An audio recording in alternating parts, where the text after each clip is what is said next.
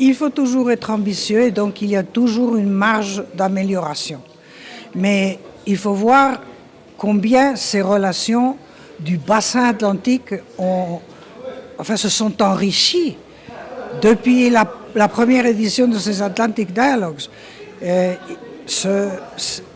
Pour signaler quelques domaines, l'énergie, le positionnement vis-à-vis des énergies renouvelables, de la nécessité d'avoir une approche commune pour l'Afrique, pour le développement, pour faire en sorte que ces 600 millions d'habitants africains qui n'ont pas accès à la plus élémentaire électricité, que ça change. Aussi, la perspective vis-à-vis du changement climatique, la nécessité d'énergie renouvelable, mais en premier lieu la nécessité d'énergie. C'est un domaine. Je signale toujours le domaine des relations multilatérales. Les relations multilatérales ne se referont pas parce qu'il faut réformer pour le nouveau monde, qui n'est pas l'ancien monde. Et dans cet ancien monde, vraiment, il n'y avait pas cette conscience qu'il faut avoir qu'il faut partager les opinions, qu'il faut écouter, qu'il faut arriver à des consensus. Aujourd'hui, c'est clair. Et donc, nous n'atteignons pas masse critique suffisante pour certaines réformes nécessaires si nous ne comptons pas avec l'Afrique et l'Amérique latine. Voilà.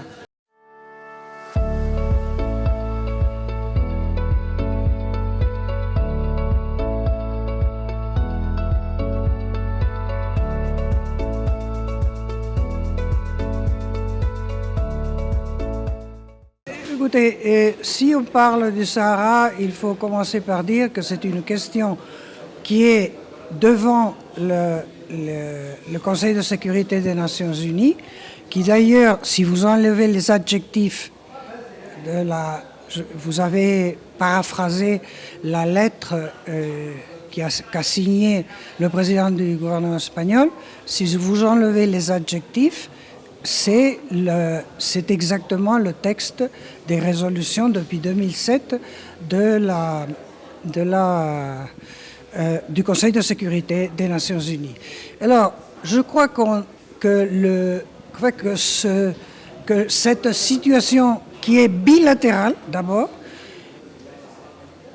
a reçu une approche qui évolue dans le temps, et qui est là. Et ce que nous devons faire d'abord, la communauté internationale et l'Espagne tout en particulier, c'est accompagner ces négociations qui doivent être conduites par le Maroc et le Polisario dans le contexte du Conseil de sécurité.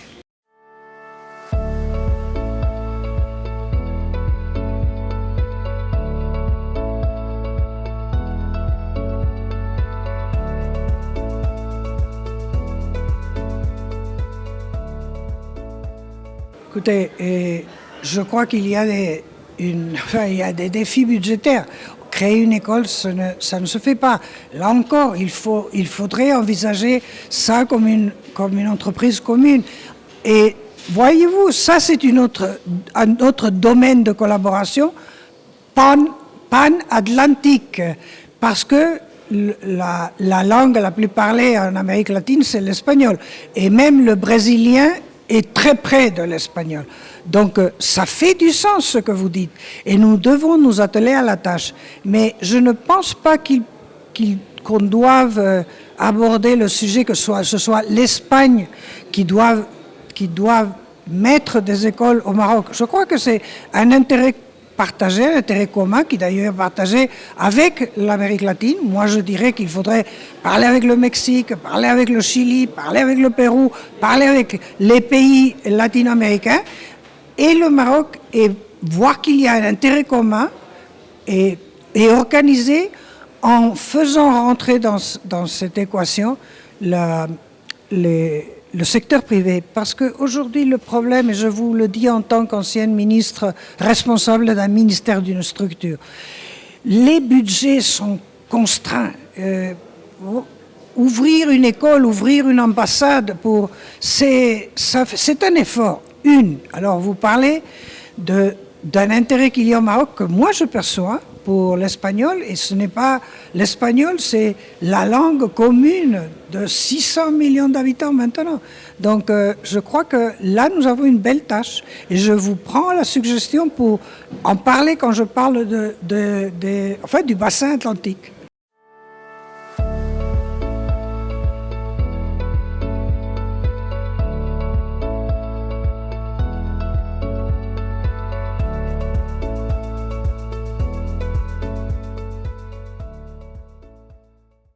Moi, je vous rappellerai le match que d'ailleurs le Maroc a gagné contre l'Espagne, le match de football.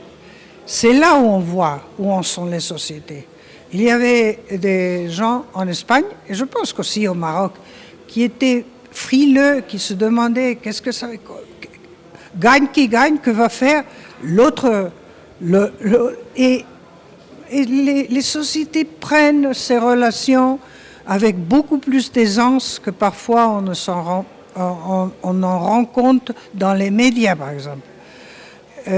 Et moi, je m'en tiendrai là. Et nous devons préparer ensemble le prochain mondial. Et on va faire un grand succès entre le Maroc et l'Espagne pour le mondial.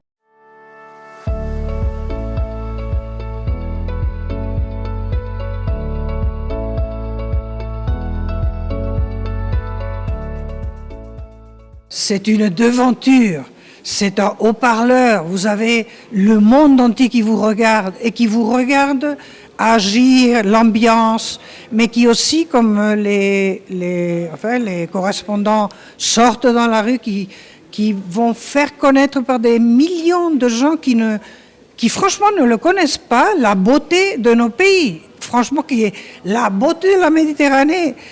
Notre huile d'olive, et ça je paraphrase votre grand poète André Azoulay, notre huile d'olive, nos orangers, nos citronniers. Donc culturellement, c'est une grande opportunité.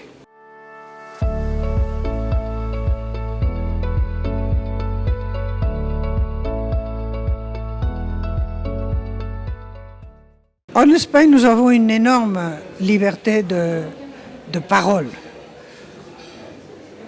Parfois, ce n'est pas facile. Moi, je n'ai pas remarqué dans la campagne vraiment, et je suis les campagnes électorales, je ne dis pas qu'il n'y ait pas eu des excès verbaux. Malheureusement, il y en a tout azimut. Mais je crois qu'il faut être à l'aise et se rappeler de notre match de foot et se rappeler que nous allons faire ensemble la plus beau mondial qui ait existé.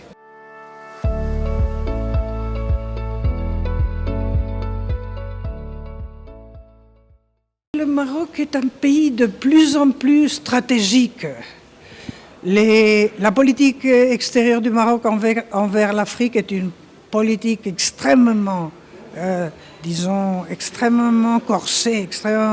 Et l'Afrique est un énorme défi. La politique marocaine envers l'Union européenne est aussi une politique, une politique de premier niveau.